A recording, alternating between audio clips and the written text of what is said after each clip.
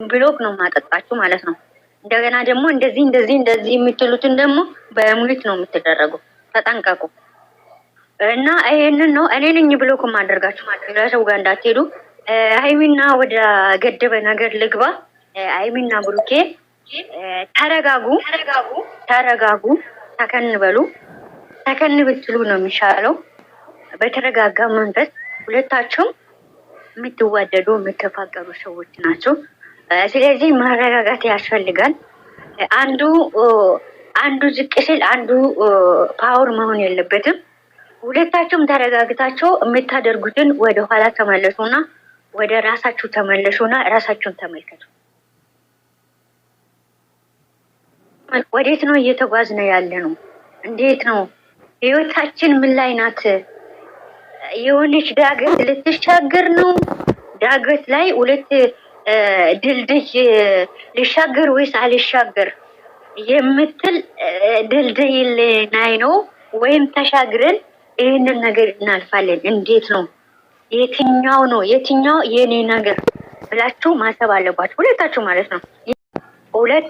ሁለት ህልህ ሆናችሁ ሁለት ለህኛሞች ሆናችሁ ደግሞ አንድ ቤት ውስጥ መኖር አይቻልም። ሁለት ፓወር አንድ ሰው ፓወር ሆኖ አንድ ሰው ሁለቱም ፓወር ከሆነ ነገ ልጆቻችሁን ለማሳደግ ቤታችሁን ለመያዝ ትዳራችሁን ለመያዝ አይመቻችሁም። ለምን?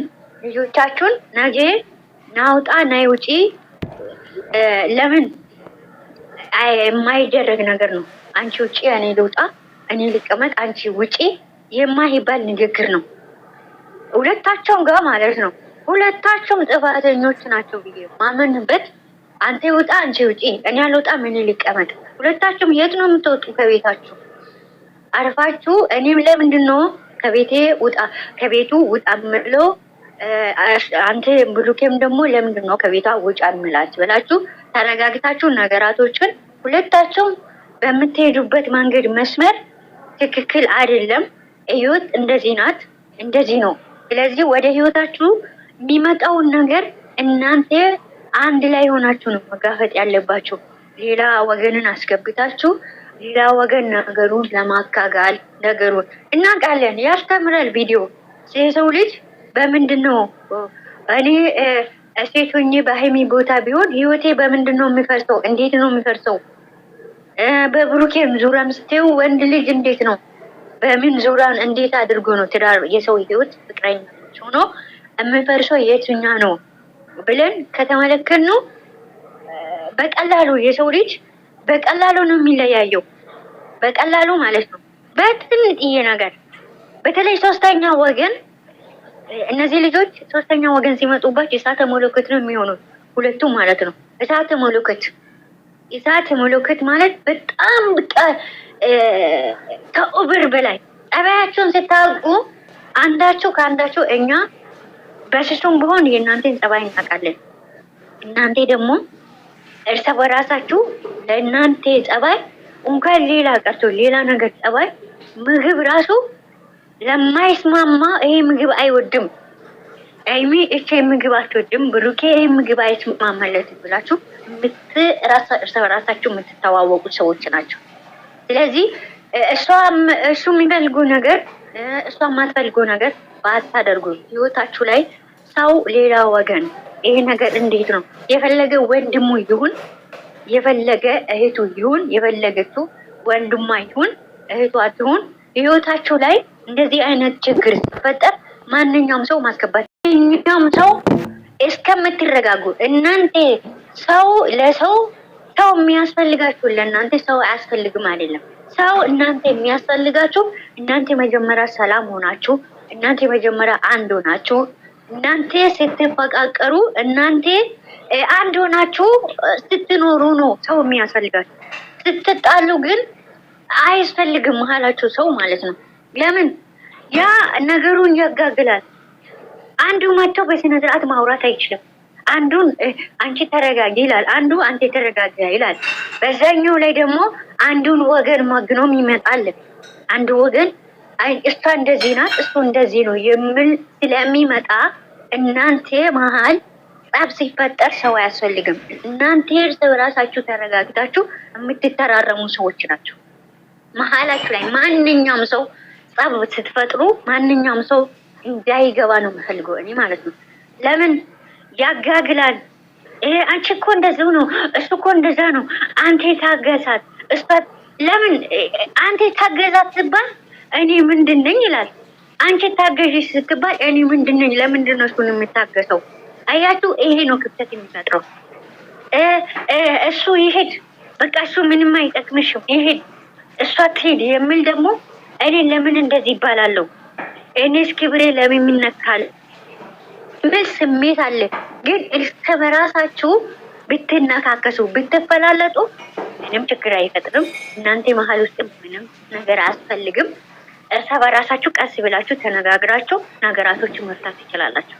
እርስ በራሳችሁ ተነጋግራችሁ በተረጋጋ መንፈስ ሀይሚዬም ሆነ ብሩኬም ሆነ በተረጋጋ መንፈስ እኔ የቱ ጋር የራሳቸውን ቪዲዮ ወደ ኋላ ተመለሱና እዩ። የራሳቸውን ቪዲዮ ማለት ነው። ይቅርታ እንትን ላይ ተኝቻለሁ፣ ገስት ላይ ተኝቻለሁ። በጣም ይቅርታ። የራሳቸውን ቪዲዮ ወደ ኋላ ተመልሳችሁ የራሳቸውን እኔ የቱ ጋር ነው ስህተት የሰራሁት ፍቅረኛዬ ላይ እኔ የትኛው ነው ስህተት የሰራሁት ብላችሁ ራሳችሁ ወደ ኋላ ተመለሱና ተመልከቱ። ሁለታችሁ ማለት ነው።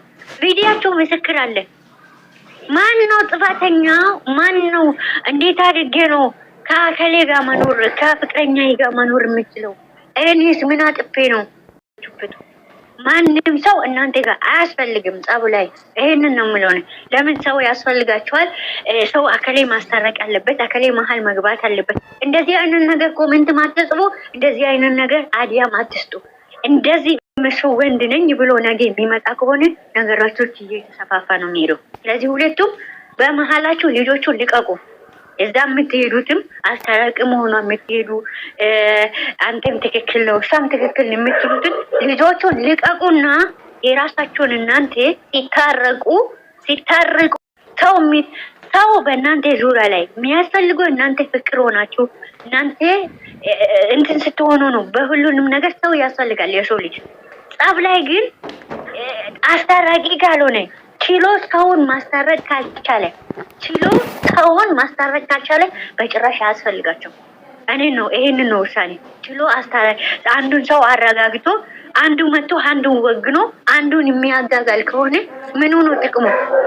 ሃይሚን የሚወዳት ከሆነ ያ እሷን የምትፈልገው እሷ የሚፈልገው ሰውን ተረጋግቶ እህቴ ተይ፣ ብሩኬንም እንደዛ ሆኖ ወንድሜ ተው እንደዚህ አይደለም ተረጋገው ብሎ ማረጋጋት ካልቻለ አረጋግቶ ሁለቱንም ማስማማት ካልቻለ እነሱ መሀል ውስጥ ጥቅሙ ምንድን ነው? ሰው ነው። እኔ ይሄንን ነው ማናቸውም ሰው እናንተ እንትን ልትሉኝ ትችላላችሁ። እኔ ለምንድን ነው ሰዎቹ ልጆቹ አለ ሰው መኖር አይችሉም እንዴ? ሰው ካላስታረቃቸው እነሱ አያስታርቁም እንዴ ብላችሁ እሪ ልትሉ ትችላላችሁ። ግን አይችሉም። ነገራቶችን እያጋጋሉ ነው እየተሄደ ያለ። ስለዚህ መሀላችሁ ላይ ሃይሚና ብሩኬ እናንተ እንወዳቸዋለን፣ እናከብራቸዋለን። በዛ ላይም ደግሞ ይሰለቸናል። በልክ የተናገረ ብሩኬ ዛሬ እንደተናገርኩ እኛ እስከ ሰው እስከሚወድ እንደሚወድም መጥላትም አለ። ይሰለቸናል ሁልጊዜ በመሀል ሁልጊዜ እንደዚህ ጥላቻ ሲመጣ እንደዚህ እናንተ ተጨቃጭቃችሁ ስትመጡ እኛ ተናል። ለምን እናንተ በፍቅር እናንተ ላይ ነው ስራችን ስንጨርስ ወይም ደግሞ እረፍት የምንወስደው ታሳስቀን የምንጫወተው በእናንተ ነው። ቀን ሁሉንም ነገር በእናንተ ነው እንደዛ። ስለዚህ አረጋጉት፣ ነገሩን ተረጋጉ፣ ሰከን በሉ። ሰከን ብላችሁ እስቲ ቁጭ ብላችሁ ደግሞ ሰው መጣ፣ ታላቂ መጣ፣ አካሉን ማከለ ጎንም ነው መጣ።